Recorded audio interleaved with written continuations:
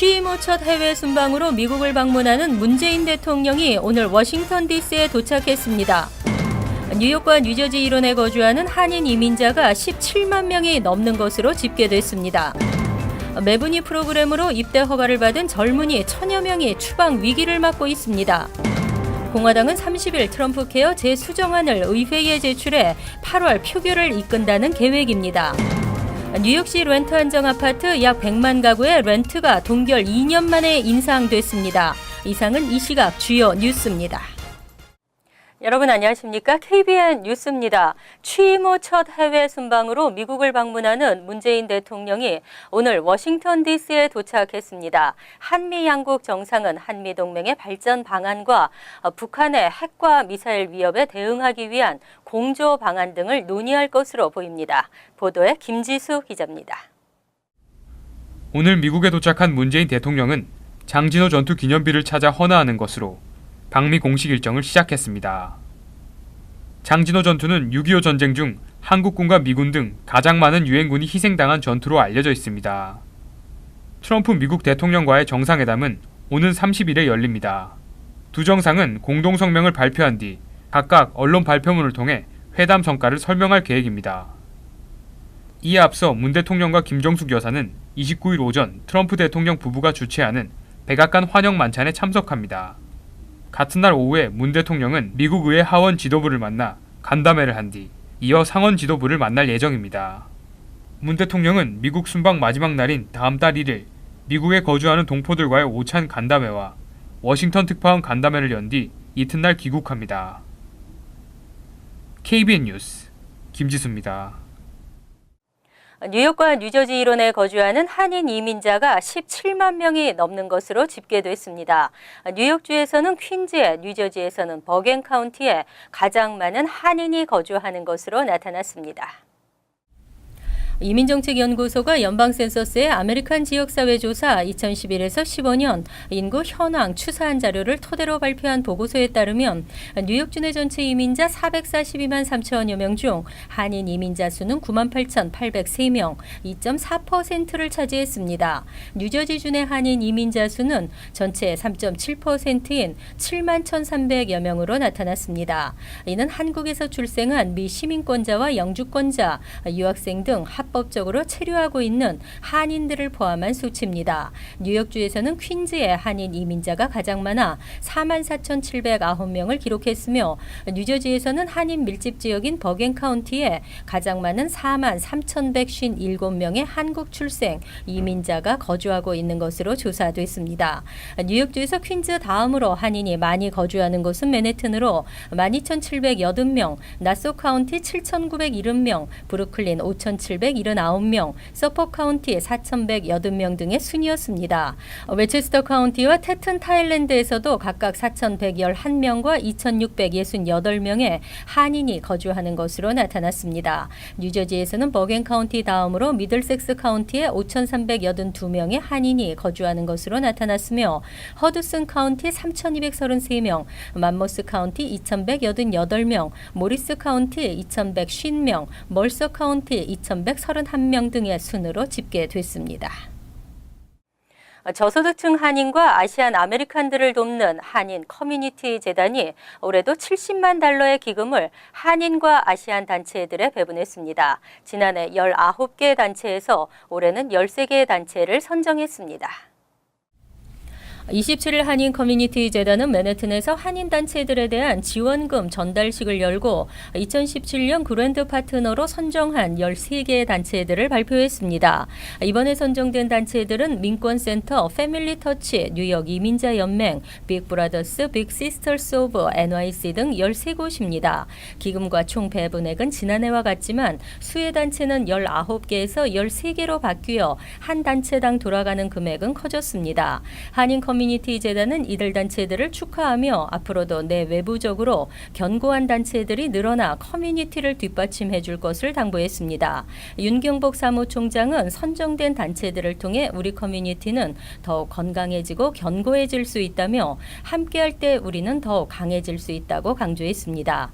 한인 커뮤니티 재단은 다양한 경험을 가진 자원봉사자들로 구성된 사회보조금위원회가 각 비영리 단체들을 현장 방문하고 실사, 재정지원, 제안서 리뷰 등을 통해 기금 분배 결정을 내립니다. 지난해에도 19개 단체에 70만 달러를 배분했습니다. 대한민국을 대표하는 소리꾼 한정하, 송재영 선생이 전통 국악을 사랑하는 동포들과의 만남의 자리를 만들고 직접 지도하는 시간을 가졌습니다. 짧은 시간이었지만 가르치는 선생님과 배우는 학생들 모두 열정을 다하는 모습이었습니다. 보도에 지한샘 기자입니다.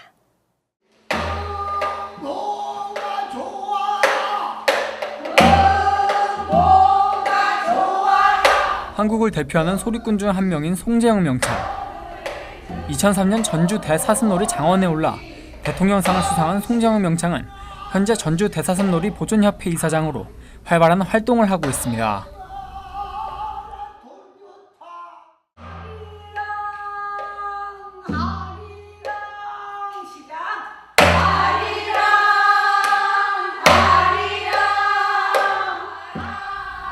보성 소리마당 이사장을 맡고 있는 한정하 명창. 국악대회에서 대통령상을 수상한 전통 소리꾼입니다. 지난 월요일 열린 세계 한국 국악경연대회 심사위원으로 미국을 방문한 두 명창은 오늘 국악에 관심이 있는 뉴욕이란 한인 동포들과 자리를 함께하고 그들만의 노하우를 교육했습니다. 국가에서부터 정책적으로 외국에 많은 그런 인재들을 파견한다든지 또 이런 워크숍 같은 그런 과정을 통해서 차곡차곡 차분히 이렇게 우리 국악을 전수하고 발전시키는 그런 제도가 있었으면 좋겠습니다. 잠재적으로 남아있는 한이라는 게 뭐 슬퍼서 한이 아니라 민족성이잖아요. 그래서 소리를 저렇게 해보면 잘 따라하고 또 지금이 이제 나이가 다 50대, 60대들이 배우니까 인생의 연륜이 쌓여가지고 더 잘하고 그래서. 국악협회는 앞으로 한국의 명창들을 초청해 더 많은 교육의 기회를 만들 계획이라고 밝혔습니다. 다음에는 이제 저희네가 광고를 대대적으로 해서 우리의 소리, 판소리와 남도민요의 그 흥을 배울 수 있게 이제 다음 기회에 가지려고. 오늘 강습은 2시간여 짧은 시간이었지만 교육을 하는 명창과 교육을 받는 동포 국악인 모두 열정적으로 임하는 모습이었습니다. KBN 뉴스 지한샘입니다. 매분이 프로그램으로 입대 허가를 받은 젊은이 상당수가 추방 위기에 처했습니다. 국방부가 미군에 입대한 1,800여 명에 대해 입대 취소뿐 아니라 아예 프로그램 폐지까지 검토 중입니다. 27일 워싱턴 포스트는 국방부가 매분이 입대자 1,800여 명에 대한 입대 취소와 매분이 운영 중단을 검토 중이라고 내부 메모를 인용해 보도했습니다. 이번 메모는 인사정보 담당관이 짐 매티스 국방장관에게 보고를 위해 작성한 것으로 메모에 의하면 매분이로 입대한 외국 국적자들에게서 잠재적인 보안 위협을 발견하고 매분이 입대자뿐 아니라 매분이 프로그램 자체에 대한 존속 여부를 심각하게 검토 중이라는 내용입니다. 지난해부터 매분이 신청자에 대한 신원조회가 강화되면서 한인 등 상당수 지원자들이 입대가 지연되거나 무산되고 있습니다. 입대 취소가 검토 중인 1,800여 명 중 1,000여 명은 군사훈련 일정 통보를 기다리는 동안 비자 만기가 지난 상태여서 추방 위기에 몰릴 수도 있는 것으로 나타났습니다. 이에 대해 국방부 대변인은 매분이 자격 요건에 대한 검토 작업이 진행되고 있는 것은 인정했으나 내부 메모 존재에 대해서는 언급을 회피했습니다. 이 메모에는 매분이 입대자에 대한 입대 취소 계획 외에도 시민권을 취득한 이민자 출신 미군 병사 4,100여 명에 대한 면밀한 심사와 지속적인 모니터링 계획도 포함되어 있는 것으로 알려졌습니다. 공화당은 30일 트럼프 케어 재수정안을 의회에 제출할 예정입니다. 8월에는 표결을 진행한다는 계획인데 의회 예산국의 평가 결과가 상원 통과의 전망을 가름할 것으로 보입니다. 28일 워싱턴 포스트는 미치 매코넬 공화당 상원 원내대표가 최근 공개한 트럼프 케어 수정안을 다시 손질해서 오는 30일 의회 예산국에 제출할 것이라고 보도했습니다. 매코넬 원내대표는 30일까지 트럼프 케어 재수정안을 의회 예산국에 제출할 경우 7월 중순에는 평가 결과가 나올 것으로 예상하고 있습니다.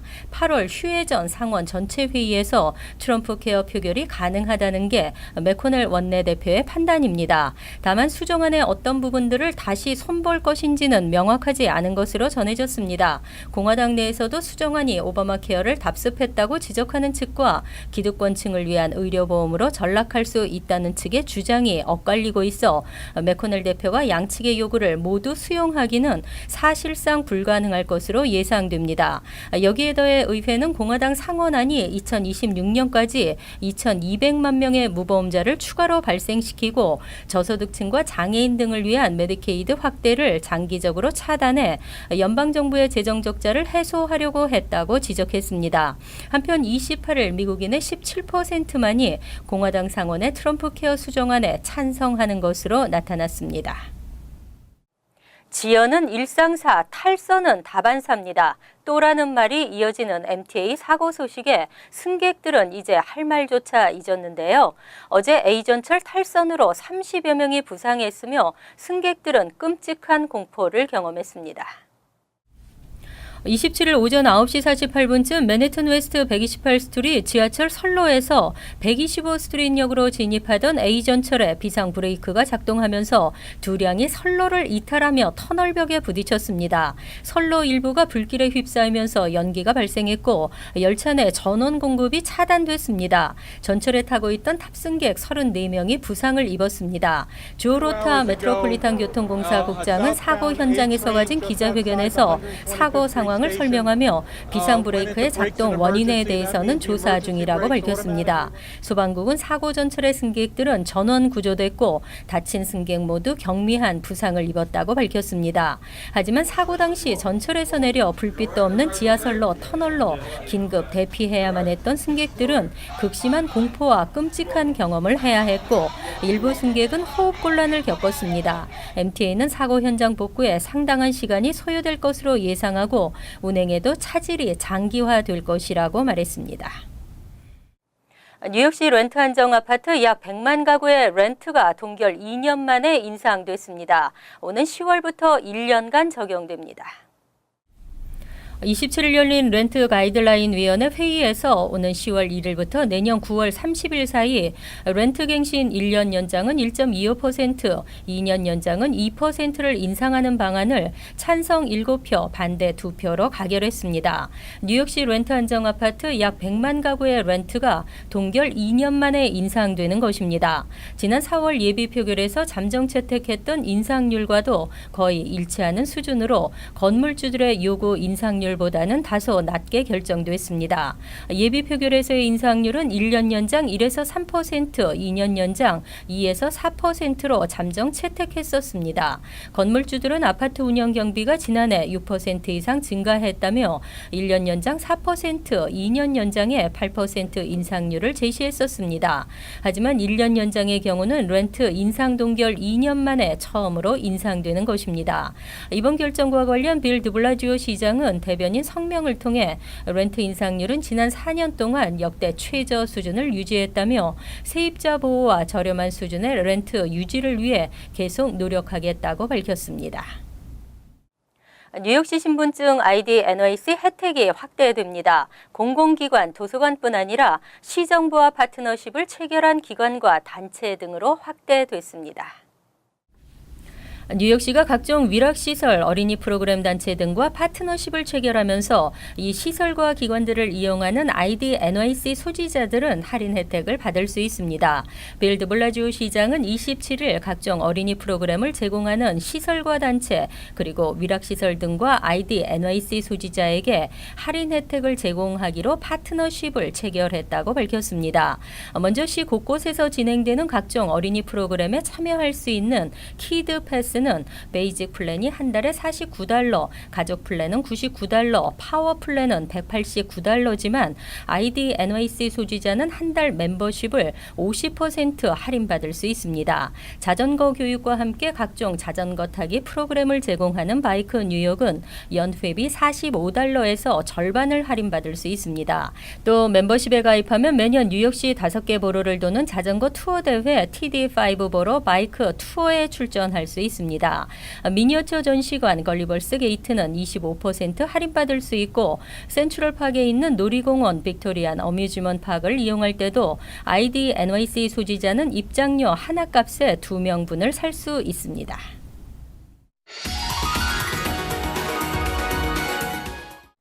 이어서 LA 지역 한인사회 소식입니다. 한국 국적법으로 인한 한인들의 피해 사례가 급증하면서 LA 한인단체들이 국적법 개정을 위한 공청회를 개최합니다. LA 한인회와 한인 커뮤니티 변호사협회는 다음 달 21일 LA 한국교육원에서 더불어민주당 이종걸 국회의원과 한국 법무부 관계자들을 초청해 선천적 복수국적 관련 국적법 개정 공청회를 개최한다고 밝혔습니다.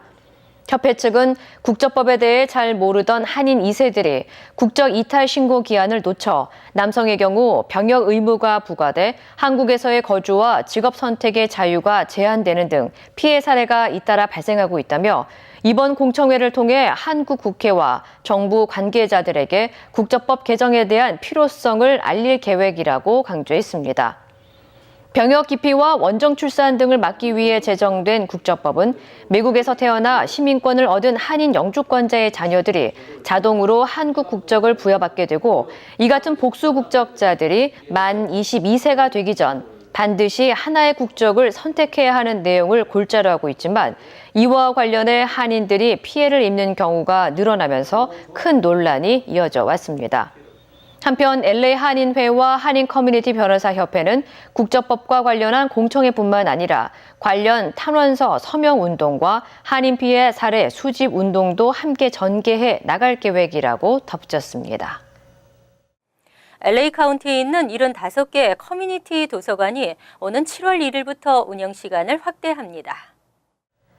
LA 카운티 슈퍼바이저 위원회는 카운티 주민들이 더 많은 정보를 얻을 수 있고 커뮤니티 발전에 도움이 될 수 있도록 75개 공공도서관의 운영 시간을 확대하기로 결정했다고 밝혔습니다. 이로 인해 적게는 1시간에서 3시간까지 변동될 전망입니다. 도서관 운영 정보에 대한 자세한 사항은 LA 카운티 도서관 웹사이트에서 확인할 수 있습니다. 간추린 소식입니다.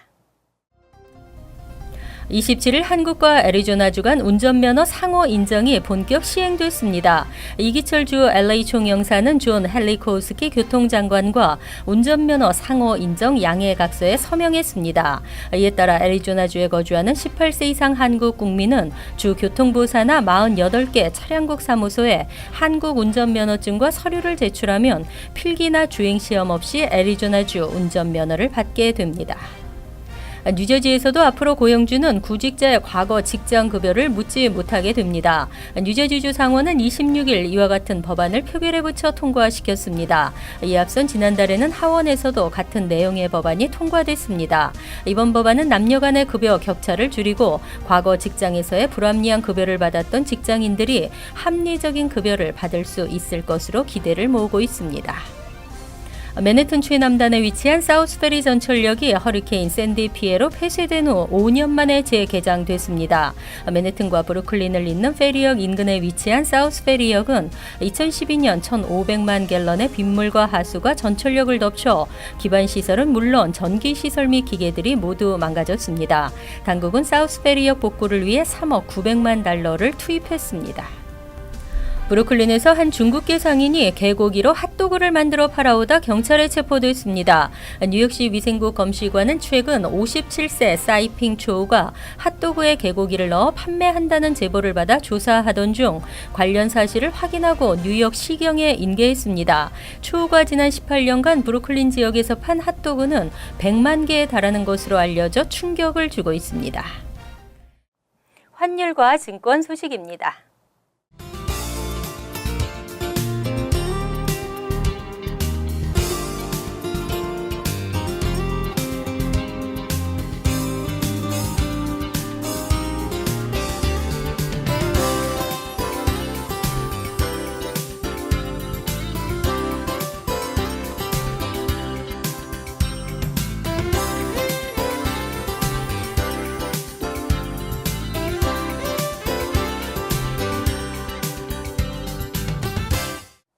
이어서 날씨입니다. 목요일은 간간히 흐리겠지만 대체로 맑은 날씨가 예상됩니다. 낮 최고 기온은 85도, 섭씨 29도, 밤 최저 기온은 72도, 섭씨 22도로 예상됩니다. 금요일은 후덥지근한 날씨에 오후엔 곳에 따라 번개가 치겠습니다. 토요일은 곳에 따라 가끔 흐리면서 후덥지근하겠습니다. 이상으로 KBN 뉴스를 마칩니다. KBN과 함께 편안한 하루 되시기 바랍니다.